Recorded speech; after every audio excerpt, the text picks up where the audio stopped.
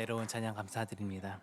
우리가 아기 예수님을 진정으로 찬양하며 기뻐하는 성탄절 되시기 바랍니다. 네, 이제 대강절 마지막 네 번째 주일입니다. 이제 며칠만 지나면 우리가 그렇게 기대하고 고대하던 성탄절이 다가옵니다. 또 연말이죠. 연말이다 보니까 우리 내년을 준비하는 시기로서 보내고 있습니다. 이렇게 대강절은 기다림의 시간입니다. 우리를 위해 이 땅에 오신 예수님을 기다리고 또 다시 오실 주님을 소망하며 우리의 신앙을 준비하는 거룩한 기간으로 지냅니다. 하나님께서 우리에게 다시 오신다는 그 약속을 지키시는 분이신가? 그 약속은 오늘 나의 현실 속에서도 유효한가? 이 질문을 또 가슴에 품고 또 주님을 기다리는 시간이 또 대강절이지 않을까 싶습니다. 오늘 말씀의 중심에는 임마누엘이라는 이름이 있습니다. 이 이름은 선지자 이사야가 7장 14절에 보라 처녀가 잉태하여 아들을 낳을 것이요 그의 이름을 임마누엘이라 하리라 하신 그 예언의 성취입니다. 여러분이 잘 아시듯이 임마누엘이라는 이름의 뜻은 하나님이 우리와 함께 같이 계심이라라는 뜻입니다. 단순한 호칭이 아닙니다. 하나님께서 죄와 절망 가운데 있던 우리를 버려두지 않으시고 친히 인간의 몸을 입고 우리의 곁으로 오셨다는 구원의 약속의 호칭입니다. 이 임마누엘이야말로 우리 기독교 신앙의 가장 핵심적인 개념입니다. 이 임마누엘의 약속이 있기 때문에 우리는 어떤 고난 속에서도 위로함을 얻을 수 있고 어떤 시련 속에서도 흔들리지 않는 구원의 확신을 얻을 수 있습니다.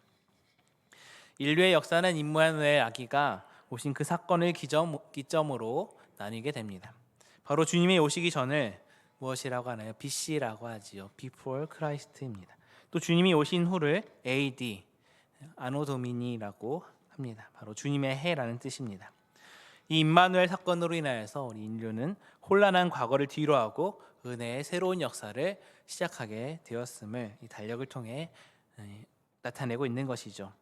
이 거대한 역사의 물줄기가 바뀐 것처럼 오늘 말씀이 우리의 옛사람을 마감하는 Before Christ가 되고 새로운 생명의 삶을 시작하는 주님의 해의 전환점이 되기를 간절히 소망합니다.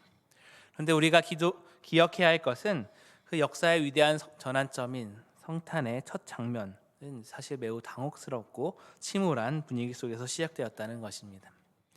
오늘 본문은 아직 예수님이 나시기 전이고 목자들이나 동방박사들이나 천사들의 찬송소리가 들리기 전입니다. 대신 한 남자의 깊은 고민이 있고 한 여인의 침묵이 있습니다. 그리고 그 모든 상황을 뚫고 찾아오신 하나님의 말씀이 있습니다. 마태는 예수님의 탄생을 그런 화려한 기적 이전에 한 인간의 고뇌 속에서 이루어진 깊은 만남의 사건으로 우리에게 알려주고 있습니다. 이렇게 성탄의 첫 이야기는 이처럼 우리의 삶 속에 복잡하고 혼란스러운 그런 현실의 한복판에서 시작되었습니다. 오늘 말씀 속에서 그 깊은 고뇌의 자리 가운데 요셉이 발견한 이름 임마누엘의 참된 의미를 함께 찾아가 보시기 바랍니다. 우리는 종종 기도합니다. 하나님, 이 문제가 해결되기만 하면 더 잘 믿겠습니다. 이 어려움이 해결되기만 하면 지나가기만 하면 주님께 온전히 헌신하겠습니다. 고백합니다. 그러나 성경이 우리에게 보여주는 중요한 영적인 원리가 있습니다. 하나님의 임재는 우리의 모든 문제가 해결된 평온한 바닷가에서가 아니라 상황이 아니라 인생의 거친 풍랑에서 그 한가운데에서 경험된다는 사실입니다. 요셉의 이야기가 바로 그 증거입니다. 요셉의 입장에서 생각해 보십시오. 결혼을 약속한 한 여인이 함께 살기도 전에 아이를 가졌습니다. 기막힌 상황이지요. 얼마나 혼란스러웠겠습니까? 그러나 성경은 요셉을 의로운 사람이라고 앞서 19절에 표현하고 있습니다. 이 의롭다라는 말의 뜻은 율법을 진지하게 살아내려고 애썼던 사람이라는 뜻입니다. 율법에 따르면 약혼한 처녀가 부정을 저질렀을 경우 그는 마리아를 고발하여서 돌에 맞아 죽게 할 수도 있었습니다. 여기서 요셉의 깊은 갈등이 시작되었습니다. 하나님의 말씀, 율법을 지켜야 한다는 의로움과 사랑하는 약혼녀를 지켜주고 싶은 사랑 사이의 갈등입니다. 단순한 문제가 아니죠. 신앙적인 양심과 인간적인 사랑이 정면으로 충돌하는 너무나 머리 아픈 상황이죠. 현실적인 고뇌였습니다. 우리 삶 속에서도 이런 갈등의 순간들이 있습니다. 말씀대로 살고 싶지만 현실의 문제 앞에서 또 가족의 상황 가운데에서 망설일 때가 참으로 많습니다. 그럴 때 하나님께서 찾아오십니다. 20절 말씀입니다. 이 일을 생각할 때에 주의 사자가 현몽하여 이르되, 상반절 말씀입니다. 여기서 주목해야 될 것은 하나님께서 요셉이 모든 갈등을 격정을 끝내고 결정을 내린 후에 찾아오셨다는 것이 아닙니다. 찾아오지 않으셨습니다. 요셉이 의로움과 사랑 사이에서 고뇌하고 또 고뇌하면서 생각할 때 바로 그 혼란의 한복판으로 하나님께서 찾아오셨습니다. 그렇습니다. 임마누엘의 하나님은 모든 문제가 다 해결된 후에 찾아오시는 분이 아닙니다. 우리가 혼란스럽고 가장 설명하기 어려운 그 순간에 가장 가까이 다가오셔서 길을 열어주시는 분이 우리 하나님이십니다. 그러므로 우리가 해야 될 것은 가장 그 힘든 순간에 혼자 고민하는 것이 아닙니다.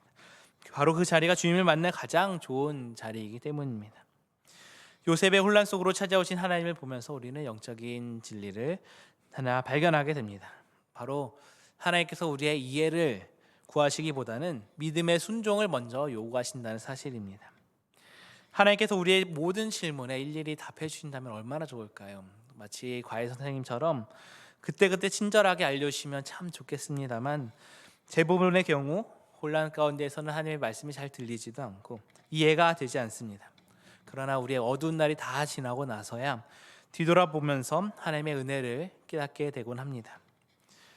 우리가 고백하는 찬양의 가사처럼 지나온 모든 세월들을 돌아보았을 때 그 어느 것 하나 주님의 손길이 안 미친 것이 하나 없음을 고백하게 됩니다. 하나님께서는 한 번도 나를 실망시키신 적 없고 언제나 공평과 은혜로 지키신다는 사실을 우리가 결국에는 고백할 수밖에 없지요. 그렇게 혼란의 상황 가운데 하나님께서 원하시는 것은 우리가 하나님의 손을 잡고 함께 걸어가길 원하십니다. 나를 떠나지 않으신다, 버리지 않으신다 약속하신 그 주님의 손을 꼭 붙잡고 믿음으로 나아가기를 하나님께서 원하십니다. 주님의 사자가 요셉에게 전한 메시지를 보시면 20절 계속 보면은 다윗의 자손 요셉아 내 아내 마리아 데려오기를 무서워하지 말라 그에게 잉태된 자는 성령으로 된 것이라 했습니다.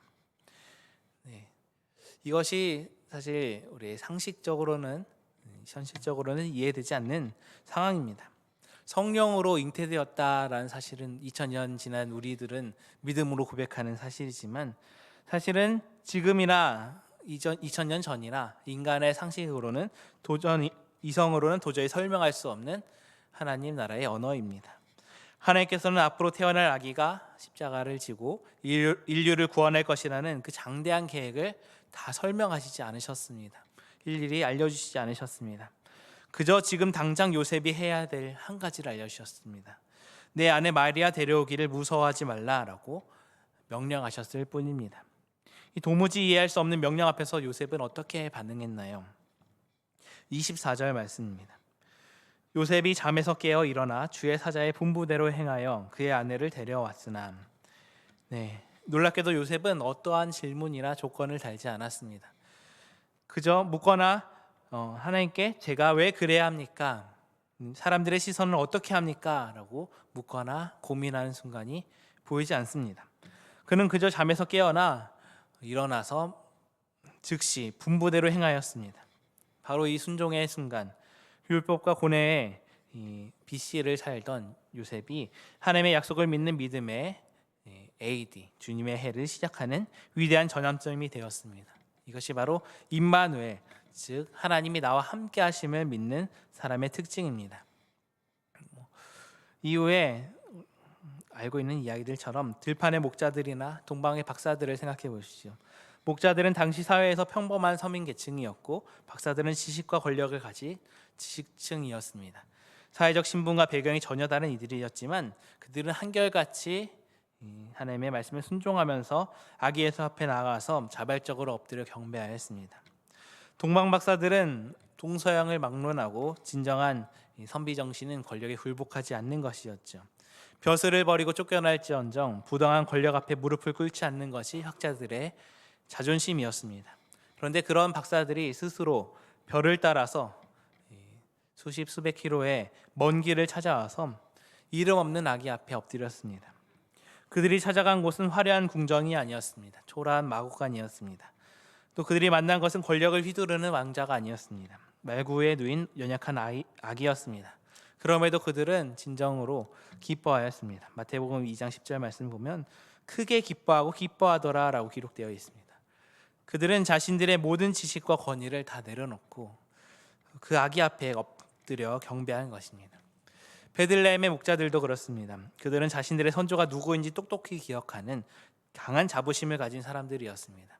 그들의 선조 다윗이 누구입니까? 하나님의 이름으로 물맷돌을 가지고 나아가서 하나님을 모욕하던 거인 골리앗을 일격에 무너뜨린 영웅이었습니다. 또 동일 이스라엘을 이끈 성군이었습니다.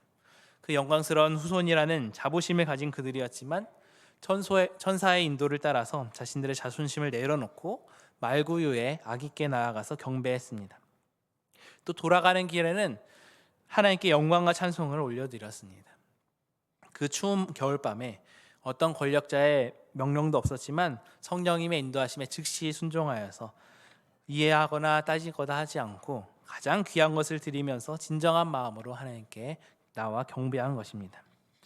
이처럼 임마누엘을 만나는 것은 우리의 신분이나 배경, 지식이나 경험을 모두 내려놓고 가장 낮은 모습으로 주님 앞에 엎드리는 겸손한 경배자를 만드는 위대한 첫걸음입니다.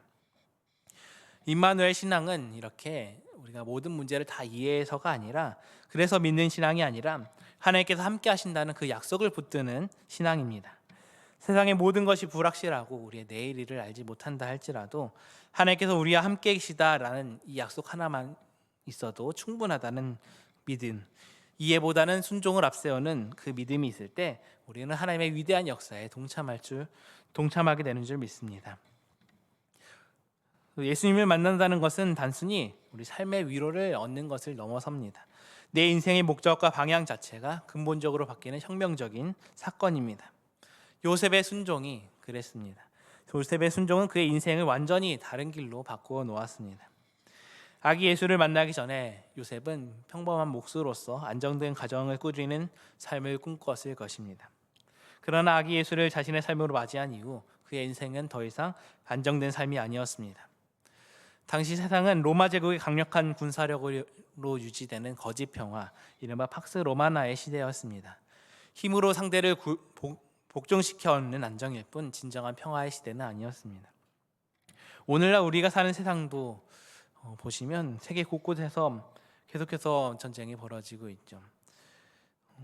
보이지 않는 총칼인 무역 전쟁과 기술 전쟁도 벌어지고 있습니다. 또 한반도에서는 무시무시한 핵무기로 대치되는 아슬아슬한 긴장 관계가 여전합니다. 세상이 주는 평화는 언제나 한계에 부딪힙니다. 그러나 진정한 평화는 오직 평화의 주님께로만 옵니다. 주님께서 우리에게 말씀하십니다. 누가복음 6장 27절 28절 말씀에 너희 원수를 사랑하며 너희를 미워하는 자를 선대하며 너희를 저주하는 자를 위하여 축복하며 너희를 모욕하는 자를 위하여 기도하라 하였습니다. 예수님의 말씀을 우리가 들었을 때 은혜로운 말씀이다 생각할 수 있지만 세상의 논리로는 이해하지 못하는 손해보는 방식이죠. 그렇지만 이것이 바로 임마누엘의 평화입니다. 자신을 낮추고 겸손히 사랑을 베풀고 기도할 때 우리는 세상에 줄 수도 없고 알 수도 없는 하나님의 평화를 온전히 누리게 되는 것입니다. 임마누엘을 통해 얻는 평화는 외부의 어떤 상황 가운데서도 흔들리지 않는 평화입니다. 환경이 좋아서 평안한 것이 아니라 하나님께서 함께 하시기 때문에 평안한 것입니다. 이 평화야말로 세상을 변화시키는 진정한 능력입니다. 요셉은 바로 그 하나님의 평화를 품은 사명자의 길을 떠나야 했습니다. 요셉의 삶은 평범한 목수의 삶에서 온 인류의 구원 역사에 동참하는 고단한 사명의 삶으로 전환되었습니다. 아기 예수를 그 헤롯의 칼날로부터 지키기 위해서 애굽으로 피신해야 했고, 또 성경에 보면은 집도 없고 가진 것도 없고 아무것도 없는 그런 불안한 난민의 삶을 살아야 했습니다. 성경에는 요셉의 말이 거의 기록되어 있지 않습니다. 그러나 그는 말이 아닌 행동으로서 자신의 믿음을 증거했습니다. 사람들의 수군거림을 감수하고도 임신한 마리아를 아내로 데려왔고 아기가 태어날 때까지 동침하지 않으며 하나님의 뜻을 지켰고 천사의 말대로 아들의 이름을 예수라 지었습니다. 요셉의 삶 전체가 바로 순종의 증거이지요. 여기서 임마누엘의 신앙을 다시 한번 정의하게 됩니다. 임마누엘 신앙은 내 삶이 편해지는 신앙이 아니라 하나님께서 내 안으로, 내 삶 안으로 들어오는 신앙입니다. 하나님께서 내 삶의 주인이 되실 때 때로는 내가 감당해야 할 십자가의 무게가 생깁니다. 그런데 놀라운 사실은 이전에는 그 짐을 나 혼자 져야만 했지만 이제는 하나님께서 그 짐을 함께 짊어주신다는 사실입니다. 세상이 주는 안락함은 없을지라도 주인과 함께 이 폭풍 속에서 동행하는 하나님의 평화가 있습니다. 이것이 임마누엘 신앙이 주는 진짜 위로이고 능력입니다. 임마누엘의 하나님은 우리 삶의 가장 혼란스러운 순간에 찾아오십니다. 그리고 우리의 이해를 넘어선 순종을 우리에게 요구하십니다. 그 순종을 통해서 우리의 삶을 안락한 삶이 아니라 거룩한 사명의 삶으로 바꾸십니다. 그래서 이 요셉의 이야기는 그저 2000년 전에 박제된 이야기가 아니라 오늘 대강절 마지막 주일을 보내는 우리 각자에게 던져지는 살아있는 질문입니다. 주님의 오심은 인류 역사의 BC와 AD를 갈랐습니다. 이 기준을 우리의 삶 가운데 적용할 수 있기 바랍니다.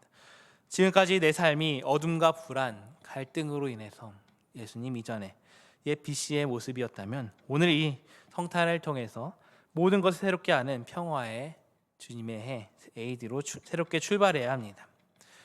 우리의 마음에 거울을 비춰보시면 임마누엘 이전의 모습과 임마누엘 이후의 내 모습을 비추어 보면서 스스로에게 질문하시기 바랍니다. 내 삶에 겸손한 경배가 있는가? 아니면 교만과 자존심이 아직도 나를 지배하고 있는가? 내 마음에 하나님의 평화가 있는가? 아니면 여전히 불안과 두려움이 나를 사로잡고 있는가? 나는 구원의 기쁨을 전하는 증인으로 살고 있는가? 아니면 받은 은혜를 혼자 간직하고 살고 있는가? 이제는 우리가 무엇이 달라져야 할까요?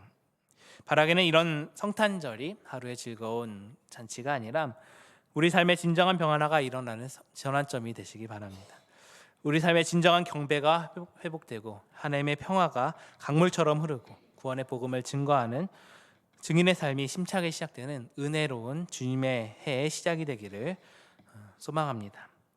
또 화려한 분위기를 즐기는 축제로서 그치는 성탄절이 아니라 요셉처럼 조용히 내 삶 한가운데 찾아오시는 임마누엘 아기와의 진짜 만남이 있는 거룩한 시간 되는 성탄절로 보내시는 저와 여러분들 되시기를 바랍니다. 함께 기도하시겠습니다. 사랑과 내가 충만하신 하나님 아버지, 오늘도 우리를 이끌어 주시고 말씀으로 깨닫게 해주시면 감사드립니다. 기다림의 끝자락에서 말씀이 육신이 되어 우리 가운데 오신 예수님을 바라보게 하심에 감사드립니다.